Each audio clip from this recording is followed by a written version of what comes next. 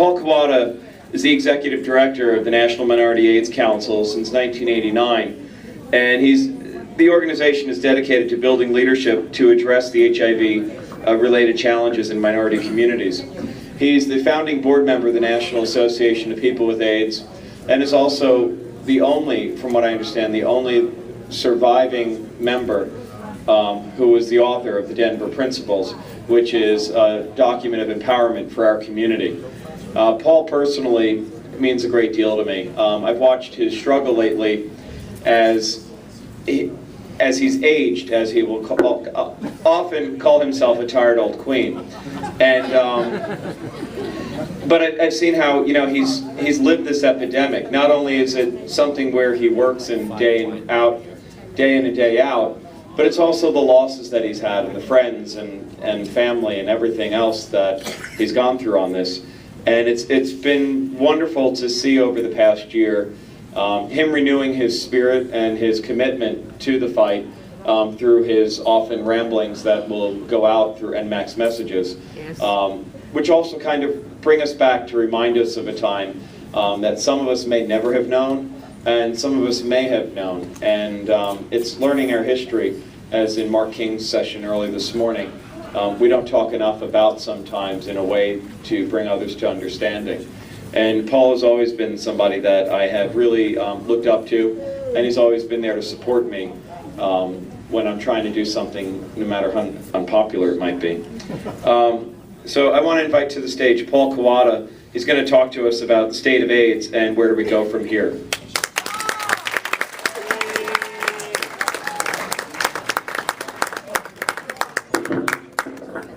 Oh, honey, I am tired and old. Okay, it is Saturday night, it is 9 o'clock at night, and you all are still sitting in this damn room. What is wrong with all of you? And to all the people at the other side who are watching this on television, you are truly sick people. You have to come on over. So for all of you who are sitting on the other side, feel free to come on over. People are leaving. If you're tired, honey, feel free to go. I'm tired. It's been a long day. Is that Margaret Cho? Or I was going to start by talking about Butch, but you all gave an amazing acknowledgement to you. But I want to say one thing, Butch, that I travel all over the country. I meet with a lot of people and I speak at a lot of meetings. This is the only one left. This is the only meeting left for consumers. And that is extraordinary and amazing and incredibly important. And so thank you for all of you.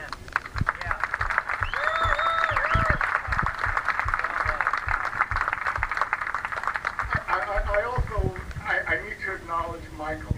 Michael is that person in my life who will drive me crazy. Oh, yeah. You all have that person, right? You know, the thing about leadership is that you need to have somebody in your life who holds you accountable, who stands up and says, you're fucking it up. And Michael is the person who will call me and say, you are fucking it up. And I will say to him, fuck you.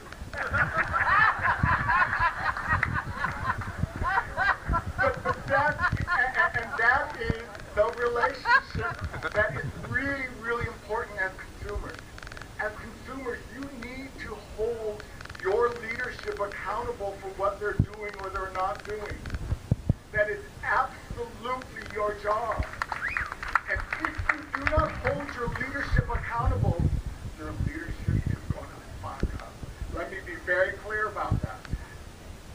And before I start, there's one other person, and I know he's not here, but I know some of his staff are here, and that's Tom Liberty. I know almost all 58 directors in the United States, and Tom is second to none. You need to know how hard he is fighting for you. It is a real awful time in Florida right now. And he is fighting for you at a level that I have never seen. And he couldn't say some things yesterday that I'm going to say to you today, which is that your legislature is fucked up. Yes. I mean, it is total. Can you tell it's late? I'm tired. I'm using the F word. God, I spent the day on the toilet. It was not a good day.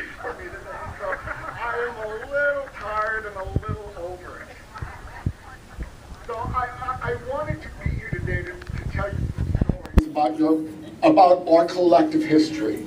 Because I think it's important for us to understand our history if we're going to need to know where we're going to go. We were talking about Marty, and I loved Marty. Marty was the smartest man in the room, and Marty turned me into a drug runner. So let me tell you the story. It was 1988, and in 1988 there were no drugs. There were absolutely no drugs if you were sick. And there was this thing called ribavirin. Do you all know what ribavirin is? Yes. Yeah. So there was this drug that was in Mexico. And it was illegal to bring the drug that wasn't FDA approved over the border from Mexico into the United States. And so I had a friend who was very, very sick. And someone said, call this guy named Marty Delaney. He's access to this drug, ribavirin. And maybe he can help you get some. And Marty taught me how to go over the border and run an illegal drug from Mexico into the United States. And I look back on it now and I think, what the hell were we thinking, bringing illegal drugs over the border? No, run that way. But at the time, it made absolute perfect sense. Because when you are completely desperate and you have no other options in your life, what do? You run drugs from Mexico into the United States. Now, you know, I have this nice little Asian face, so nobody thought that I was smuggling drugs. Now, Marty, on the other hand, always got stopped.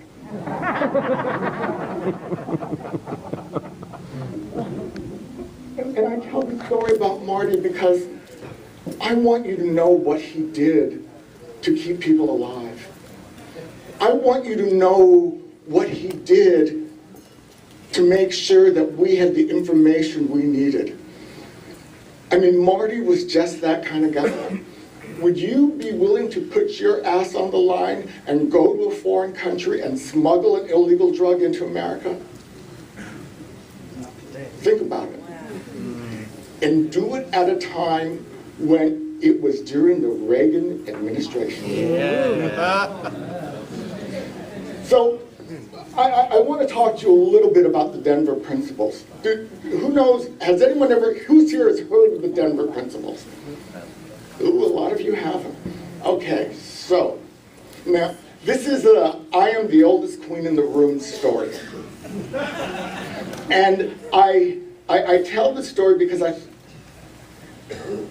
I hope you'll appreciate this more than anyone else. We started the National Association of People with AIDS. There were 33 of us. We were young and stupid and naive, and we believed that we could change the world. And we came together at a time when no one gave a shit about AIDS. And I'll remember there was a man named Michael Callan. I don't know how many of you knew Michael or remember Michael. One of the most amazing men I ever knew. And Michael died probably in 94, 95. And as Michael was dying, I was at his hospital bedside. And Michael said to me, "You're the last one alive of the 33 of us. You hold our memory." And I share this story all the time, particularly with consumers, because that's who we are. We hold the memory of all the people who came before us. We hold the experiences and the love and the sacrifice and the fuck you to the world because they were going to fight for all of us. And I don't want to hold that memory by myself. And so I share this story with all of you because I too want you to hold this memory. I want you to remember where we came from and who we are and why we fight. Oh, thank you so much. Sorry, it's been a long day on the toilet.